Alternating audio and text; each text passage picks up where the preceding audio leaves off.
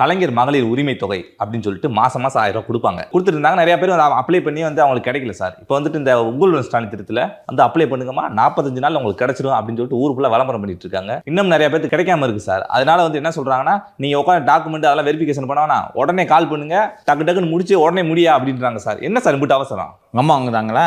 முதியோர் உதவி தொகை மட்டும்தான் உங்களுக்கு கிடைக்கும், மிச்ச காசுல வாங்க முடியாதுட்டாங்க. இந்த நிகழ்ச்சி வாயிலாகவே நாம பரிந்துரை செய்யலாம்.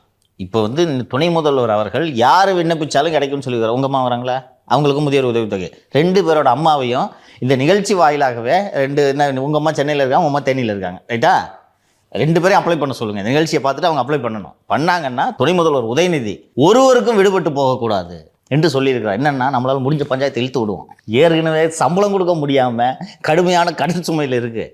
இந்த நேரத்தில் இதை இழுத்து விட்டுக்கிட்டு எவ்வளோ பெரிய நிதி சுமை உருவாக போகிறது தெரியுமா? நானும் இதை ஒத்துக்கிறேன். நான் புரியுதா? உங்கள் அம்மாவுக்கும் கொடுக்காமல் இருக்கிறது சரின்னு நான் சொல்கிறேன். எந்த நிதி உதவியும் இல்லாத மகளிருக்காகத்தானே இது. 2 உதவித்தொகை கொடுக்கறது சரியா? இல்லை சார், சரியில்லை சார். இல்லையா? ஆனால் நம்ம கேட்போம். இப்போ கேட்டு கொடுக்கலன்னா உங்கள் 2 அம்மாவும் காண்டில் மாற்றி போடுவாங்க. கரெக்டா? இதைத்தான் இவர்கள் சந்திக்க போகிறார்கள். செய்திகளில் இந்த நியூஸ்லாம் வேகமாக பரவும். புரியுதா? நீ இப்போ உங்கள் அம்மா சோஷியல் மீடியா பார்க்குறது இல்லை, டிவி பார்க்குறது இல்லை. ஆனால் நீ ஃபோன் பண்ணி கேள, ஆமாப்பா ஏதோ முகாம் நடத்துகிறாங்களாம், அங்கே போய் கொடுத்தா 1000 ரூபா தராங்களாம். இந்த நியூஸ்லாம் வந்துடும். நீங்கள் போய் கேளு. அதனால் இதற்கு சாத்தியம் இருக்கிறது. இது இவர்களுக்கான பலனை தவிர இது வம்பில் தான் போய் முடிய போகிறது. இன்னொன்று, தினமலரில் தான் அந்த செய்தி வந்திருந்தது என்று நினைக்கிறேன். விஓஸ் தான் இதை வெரிஃபை பண்ணேன். ஏன்னா விஓவில் ஒரு வில்லேஜில் எத்தனை குடும்பம், எத்தனை தலைக்கட்டு இருக்குது, எத்தனை பேர் இதில் வேலை செய்கிறாங்க, எத்தனை பேர் மாடி வீடு வச்சுருக்காங்க, எத்தனை பேர் கார் வச்சுருக்காங்க, இதெல்லாம் இதில் வில்லேஜஸ் விஓஸ்க்கு தெரியும். They are the first government setup. ஒரு குடிமகன் சந்திக்கக்கூடிய முதல் அரசு அதிகாரி அந்த விஓ தான்.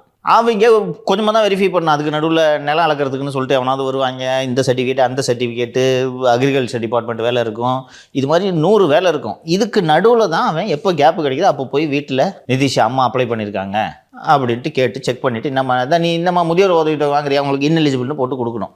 ஸோ இதை பார்த்து இதெல்லாம் வெரிஃபை பண்ணுறதுக்கெல்லாம் அவகாசம் இல்லை.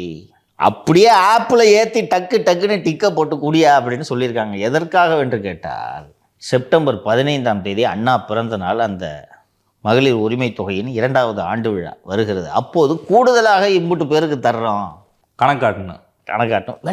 விளம்பரம் அரசே விளம்பரத்தில் தானே பஸ் ஓடுது. அந்த விளம்பர மோகத்தில் போடியா பார்த்துக்கலாம். நம்ம ஏற்கனவே பார்த்தோம்ல, உங்களுடன் ஸ்டாலின் படோடமாக ஆரம்பித்து விட்டார்கள். ஆனால் அந்த உங்களுடன் ஸ்டாலின் திட்டத்துக்கான அடிப்படை நிதியை கூட ஒதுக்கவில்லை என்று ஊரக வளர்ச்சித்துறை ஊழியர்கள் வேலைநிறுத்தத்தில் ஈடுபட்டார்கள் என்று நம்ம ஏற்கனவே பதிவு செஞ்சாங்க. சொல்றீங்க, சோறு போட மாட்டீங்களே. அதே தான், அது போல விளம்பரம். ஸோ இப்போ இந்த செப்டம்பர் 15 அறிவிக்கணும்ட்டு. இப்போ என்ன சிக்கல் இதில் வரும்னா, உள்ளபடியே உங்கள் 2 பேரோட அம்மாவுக்கு 1000 ரூபாய் கொடுக்குறாங்கன்னு வச்சுங்களேன். அவர்கள் திருப்தி அடைவார்களா என்று பார்த்தால் ஆக மாட்டார்கள். 2 வருஷமாக வர வேண்டிய 24,000 எங்க? இந்த அதிருப்தி இருக்குமா இருக்காதா? எலெக்ஷன் வந்தோடனே வாம்பாடு கொடுக்குறியா? அந்த பக்கத்து வீட்டுக்காரி 3 வருஷம் வாங்கிட்டு இருக்கா. என்னை பார்த்து வேற ஏளனமாக சிரிச்சா, எனக்கு 1000 ரூபா வருது உனக்கு வரல என்று. அப்போ இந்த 24,000 எங்க? ஸோ இது கூடுதல் அதிருப்தியை உருவாக்கும். எனக்கு யார் இவர்களுக்கு ஆலோசகர்கள் என்று தெரியவில்லை. இந்த சப்ஜெக்ட் எல்லாம் தொடக்கூடாது.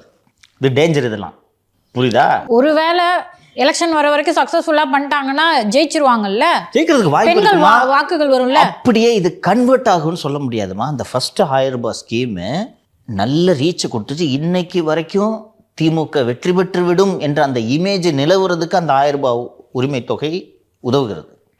புரியுதா? உங்கள் 20 தாய்மார்கள் போல குறிப்பாக தலித்து மக்களுடைய வீடுகளுக்கெல்லாம் இது ஒரு கணிசமான உதவியை இது செய்தது. அந்த தலித்து மக்களில் பெரும்பாலானோர், அவங்களாம் அதிமுக வாக்கு வங்கிகளாக இருந்தவர்கள், அவங்கள பெரும்பாலானோர் அருந்ததி சமூக மக்கள், பறையர் சமூக மக்கள், தேவேந்திர குல வேளாளர் சமூக மக்கள், இவங்களில் இந்த விளிம்பு நிலையில் இருக்கக்கூடிய பெரும் பகுதியினர் திமுகவின் வாக்கு வங்கியாக மாறிவிட்டார்கள். ஸோ அது ஆல்ரெடி உங்களுக்கு வந்துருச்சு. இப்போ நீங்கள் என்ன பண்ணுறீங்கன்னா, புதுசாக ஒரு 1 கோடி வாக்குகளை உங்கள் பக்கம் எடுக்கணும் அப்படின்றது தான் உங்களோட நோக்கம். மொத்தம் 2.25 கோடி ரேஷன் கார்டு, 1 கோடியை 10 லட்சத்துக்கோ நம்ம கொடுத்துட்டு இருக்காங்க. 1 கோடி 5 லட்சமோ 10 லட்சம், 1 கோடி 20 லட்சம் 20 லட்சத்துக்கு கொடுத்துட்டு இருக்காங்க. மீதி ஒரு 80 லட்சத்துக்கு நீங்கள் கொடுக்கணும்னு நீங்கள் முயற்சி பண்ணுறீங்க. அப்படி கொடுத்தாலும் இது ஓட்டா கன்வெர்ட் ஆகாதுன்றது தான் நான் சொல்கிறேன். கொடுத்தாலும் உங்கள் மனசில் அதிருப்தின்றது இருந்துக்கிட்டே இருக்கும். 24,000 ரூபா போச்சு இல்லை 2 வருஷமா? அந்த ஒரு 2 மாதத்துக்கு முன்னாடி இப்போ கொடுக்குறது அன்னைக்கு கொடுத்துருந்தா என்ன உனக்கு? ஸோ அது ஓட்டா கன்வெர்ட் ஆகாது. So it is a Gamble. புரியுதா? ரோலிங் தி டைஸ் மாதிரி தான். வந்தால் உண்டு, வரலனா இல்லை. ஆனால் அந்த மாதிரி ஒரு உறுதியாக உங்களுக்கு வராது அப்படின்ற ஒரு விஷயத்துக்காக நீங்கள் எடுக்கக்கூடிய ஃபினான்ஷியல் ரிஸ்க் அதிகம்ன்றேன். புரியுதுங்களா? இப்போ இதனால மற்ற ஸ்கீம்ஸுக்கு பண்ண முடியாமல் போகும், உங்களுடன் ஸ்டாலின் திட்டத்துக்கான நிதியே சிக்கலாகும், வேறு சில துறைகளுக்கு இந்த போக்குவரத்து ஊழியர்களுக்கு அரியர்ஸ் கொடுக்க முடியாமல் போகும், இந்த சிக்கலெல்லாம் வரும். So this big கேம்பிள்ன்றேன்.